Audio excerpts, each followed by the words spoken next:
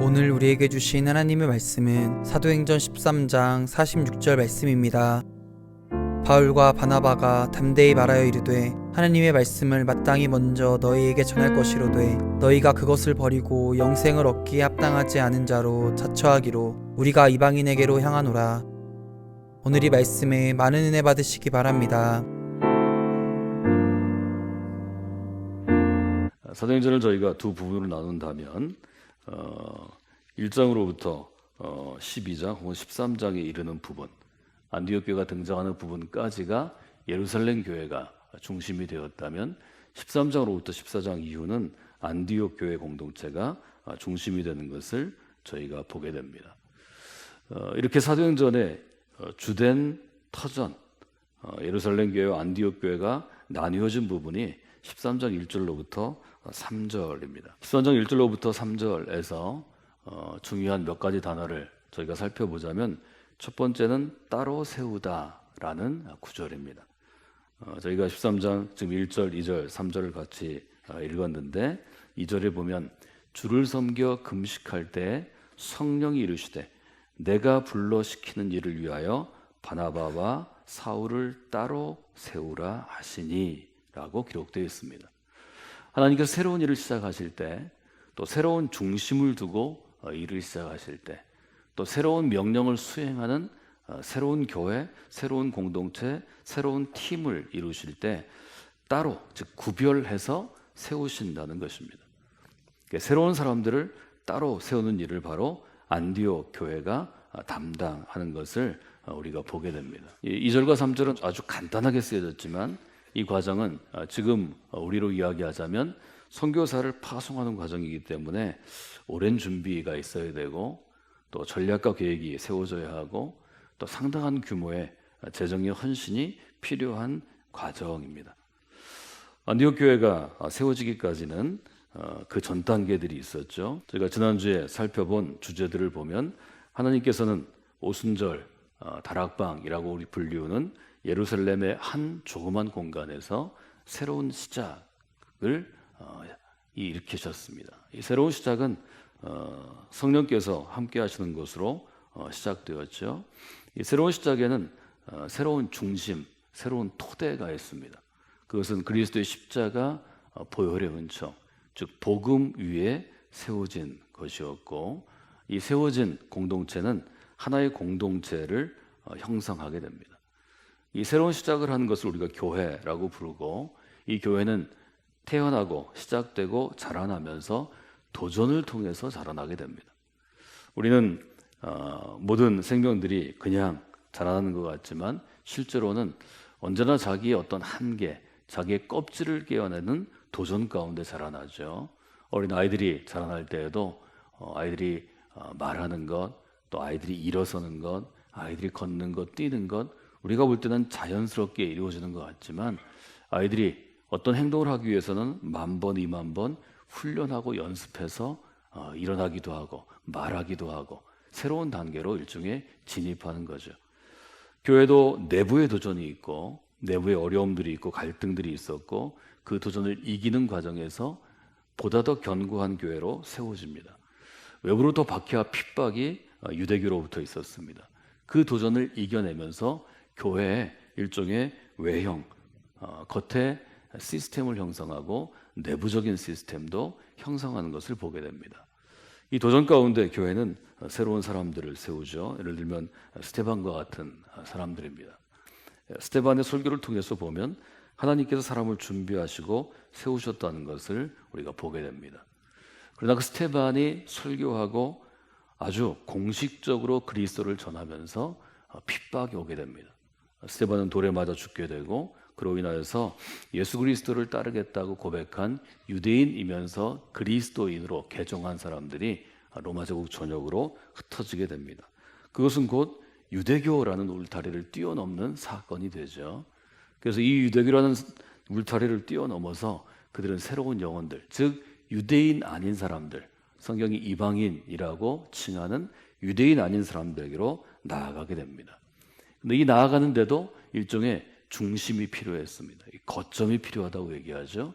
그래서 유대인들을 향한 교회는 예루살렘 교회였다면 유대인 아닌 사람들을 향한 로마 제국 전역을 향한 교회의 핵, 중심, 거점은 안디옥에 이제 세우게 된다는 거죠. 그래서 우리는 안디옥 교회를 바라보면서 두 가지 정도의 질문을 할 수 있습니다. 하나님께서는 바나바 또 바울을 따로 세우기 위해서 어떻게 안디옥 교회를 세우셨습니까? 하는 거죠. 그래서 예루살렘 교회를 세우게 된 과정들을 지난주에 살펴봤다면 오늘은 안디옥 교회를 세우시고 그 안디옥 교회가 새로운 사역을 감당하는 일들을 보면서 하나님이 어떤 과정을 통해 우리 교회를 세우시고 또 훈련시키시고 연단하시고 우리 교회는 어떤 새로운 명령 가운데 서야 하는가 하는 점들을 여러분들이 돌아보시면 좋겠습니다. 또 이 새롭게 세워진 안디옥 교회는 예루살렘에 세워진 교회와는 여러 점에서 비교할 수 있고 서로 다른 점이 있습니다. 말하자면 쓰임새가 다른 것입니다. 그렇지만 하나님께서는 하나님의 쓰임새에 맞도록 어떤 그릇이든지 사용하십니다. 그것이 그릇에 대한 일종의 우리의 삶에 대한 우리의 고백이라고 볼 수 있습니다. 안디옥 교회의 첫째 특징을 보면 교회를 이끌어가는 리더들의 이름을 적습니다. 그래서 1절을 이렇게 시작하죠. 안디옥 교회 선지자들과 교사들이 있으니 곧 바나바와 니게르라 하는 시므온과 구레네 사람 루기오와 분봉아 헤롯의 젖돈생 마나엔과 및 사울이라. 또 5명의 이름을 저희가 기억할 수 있습니다. 바나바부터 소개를 하는데 바나바는 어떤 사람인가 하면 예루살렘 교회가 파송한 사람입니다. 안디옥에 그리스도를 믿는 사람들이 모였고 그들이 스스로 복음을 전하고 개종하는 사람들이 생기고 세례를 받고 그리스도인이 되는 사람이 생기니까 예루살렘에서 일종의 지도하고 감독하는 차원에서 한 사람을 파송한 게 바나바입니다. 근데 바나바에게는 좋은 특징이 있었습니다. 바나바는 그 성품에 있어 특별한 특징이 있는 사람입니다. 새로 교회가 세워지고 다양한 사람들이 모여들면 서로 다르기 때문에 불필요한 충돌이 있습니다. 성격도 다르고 또 출신 지역도 다르고 또 안디옥은 일종의 국제적인 도시인데 인종도 다릅니다. 또 쓰는 말도 공용어를 헬라어를 물론 그때 썼지만 자기의 모국어가 있습니다. 이 사람들이 교회를 이룰 때에는 가장 중요한 리더십이 포용할 수 있는 리더십입니다. 좀 이해해주고 좀 따뜻하게 이야기하고 서로 다르고 싸웠을 때 하나 되게 자꾸 묶어주는 거죠. 이 점이 바나바에 있어서 가장 중요한 품성이었다 이렇게 볼 수 있습니다. 어려서부터 굉장히 부유한 가정에서 배경에서 자라났기 때문에 별로 스스로 상처가 없는 사람이었고 성품이 모나지 않고 또 잘 사귀는 사람이었고 포용력이 있었다 이런 것을 저희가 볼 수 있습니다. 더 중요한 것은 바나바에게는 크게 마음으로 편협함이 좀 없었기 때문에 나의 부족함을 인정할 수 있는 넉넉함이 있었습니다. 바나바는 좋은 사람이었지만 아주 논리적이고 아주 지적으로 논증하면서 탁월하게 가르치는 능력은 조금 평범했던 것 같습니다. 바나바는 아주 고민합니다. 교인들은 마구 늘어나는데 교인들을 좀 잘 훈련시켜야 안디옥 교회가 아주 탁월한 사역을 감당할 텐데 지적인 기능, 훈련의 기능을 담당할 교사가 필요합니다. 바나바는 사울을 생각하고 그를 안디옥 교회에 세우는 역할을 합니다. 이것은 쉬운 일이 아니죠. 사실은 바울이 갖고 있는 단점을 초기에 제일 잘 일종의 해소시켜준 것이 바나바입니다. 바울은 굉장히 탁월한 사람이었지만 성격이 좀 급했고 또 자기중심적이고 자기 주장이 강한 사람입니다. 바나바가 아마 거기에서 오는 충돌들을 잘 감싸주었을 것입니다. 바울은 특별히 글도 잘 쓰고 가르치는 일에 탁월했지만 자기와 좀 의견이 다른 사람들과는 좀 불화한 사람이었습니다. 자주 갈등이 있고 싸우는 사람이었습니다.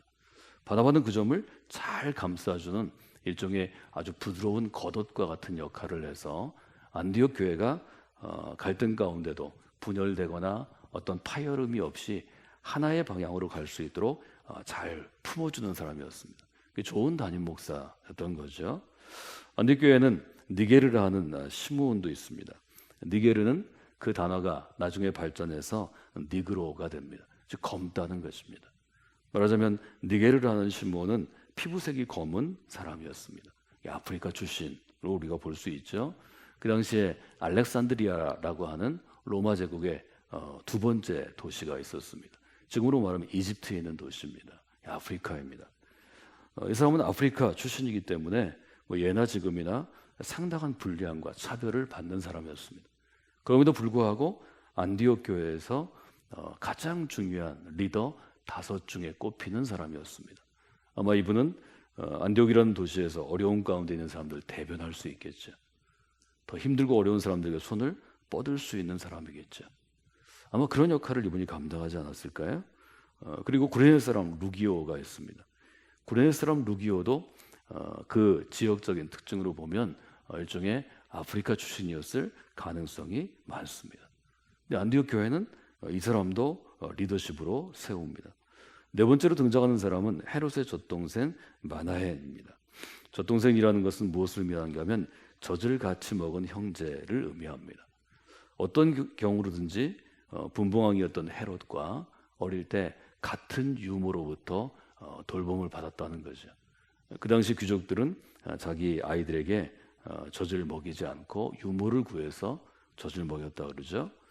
그런데 우리가 알고 있는 것은 초기 교회를 가장 어렵게 한 것이 헤롯이었습니다.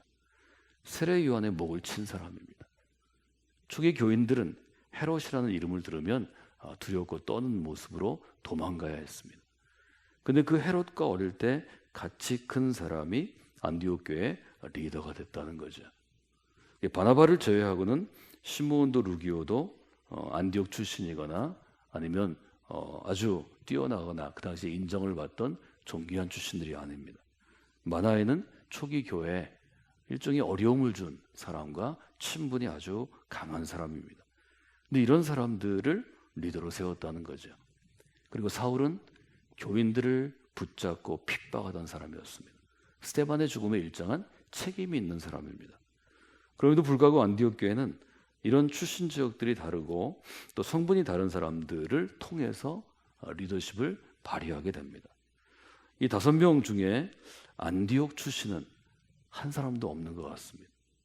안디옥의 교회가 세워졌는데 안디옥 출신이 없는 그런 리더들이 지금 형성됐다는 거죠. 이것은 아주 다양성을 지닌 그룹이고 하나님 앞에 나아갈 때 여러 가지를 우리가 생각할 수 있는 그러한 내용들입니다. 우리가 교회 공동체 안에서 리더십들을 세울 때 이런 점들을 여러분들이 잘 생각해 보시면 좋겠습니다. 우리가 특별히 새로운 사람들에게 나아갈 때 또 새로운 하나님의 명령을 받고 나아갈 때는 예루살렘 공동체처럼 유대 출신이면서 예수님의 제자로 3년 가까이를 활동했던 일종의 단일성을 지닌 리더십 그룹보다 다양한 출신들이 있을 때 새로운 영혼들을 향해 나아가는 요즘으로 얘기하면 선교에 있어서는 훨씬 더 효과적인 리더십을 구성할 수 있다는 거죠. 여러분이 아시는 것처럼 로마 제국은 하나의 제국으로 통일되어 있지만 인종이 다르고 문화가 다르고 지역이 다 다릅니다.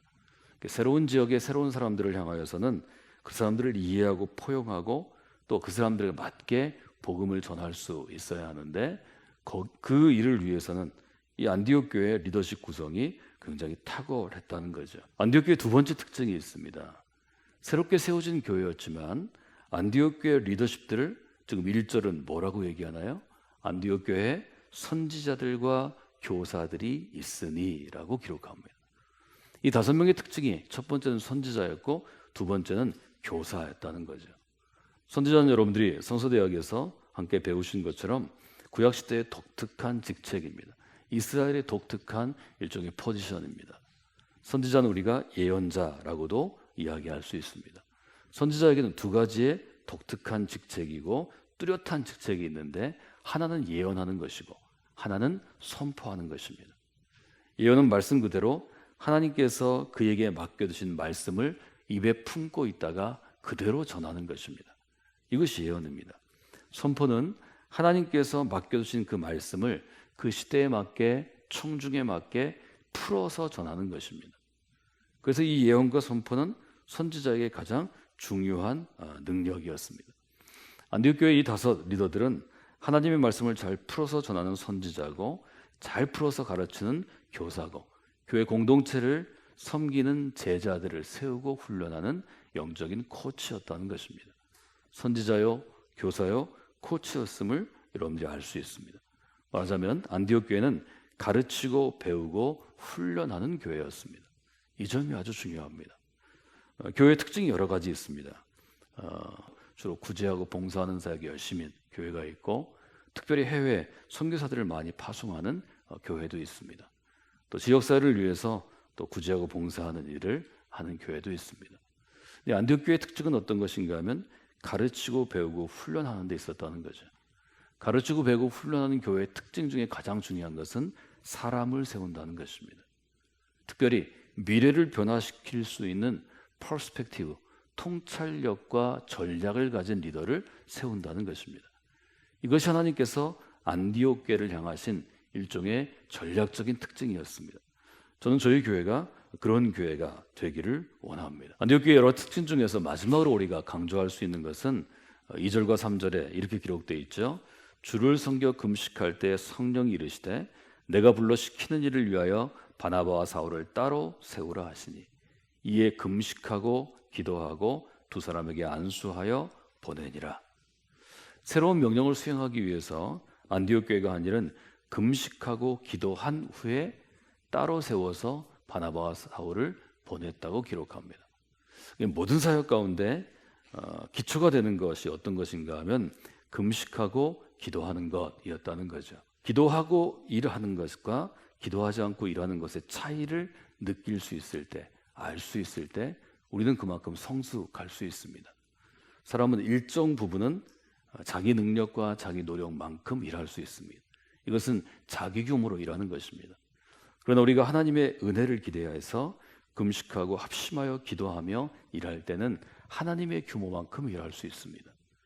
여러분들이 그 점을 마음에 두고 일하시는 분들, 또 일하시는 교회를 이루어 주시면 좋겠습니다. 바나바와 바울은 안디옥 교회에서 따로 세움으로 새로운 명령을 수행합니다. 저희가 처음에 함께 읽은 44절부터 52절은 그 예 가운데 하나입니다. 유대인들은 46절에 유대인들이 그 무리를 보고 시기가 가득하여 바울이 말한 것을 반박합니다. 많은 사람들이 모여서 바울이 하나님의 말씀을 전할 때 듣고자 했다고 44절을 기록하죠. 유대인들은 시기합니다.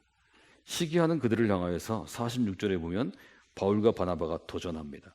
하나님의 말씀을 마땅히 먼저 너희에게 전할 것이오되, 유대인에게 하나님의 말씀이 먼저 전해졌지만 너희가 그것을 버리고 영생 얻기에 합당하지 않은 자로 자처하기로 이제 우리는 이방인에게로 향하노라. 주께서 이같이 우리에게 명하시되 내가 너를 이방의 빛으로 삼아 너로 땅끝까지 구원하게 하리라 하셨느니라. 이 점을 잘 봐야 합니다. 한국교회는 지난 이제 100년이 조금 넘는 200년이 안 되는 짧은 기간 동안에 하나님의 말씀에 반응해서 오늘의 한국교회를 이루고 세계교회 가운데 미국교회 다음으로 많은 교회의 숫자, 많은 목회자의 숫자, 많은 성도의 숫자, 규모를 가진 교회가 되었습니다. 해외 선교도 미국 교회와 독일 교회 다음으로 저희가 많은 재정과 선교사를 씁니다. 그런데 우리가 주의할 일이 있습니다. 유대인들이 하나님의 말씀을 받았지만 그것을 버리고 영생을 얻는 데 반응하지 않을 때 하나님께서는 바울과 바나바를 보내시고 안디옥 교회를 세워서 구원의 방향을 이방인에게로 돌리십니다. 사도행전을 통해서 하나님께서 새로운 교회 안디옥 교회를 세우시고 그 안디옥 교회를 통해서 로마 제국 전역에 복음을 전하시고 도시마다 교회를 개척하고 그 교회를 통하여서 하나님의 사역을 감당해 나가는 것을 따라가면서 그리스도의 십자가 고난의 의미와 영향력을 다시 한번 돌아보기를 원합니다.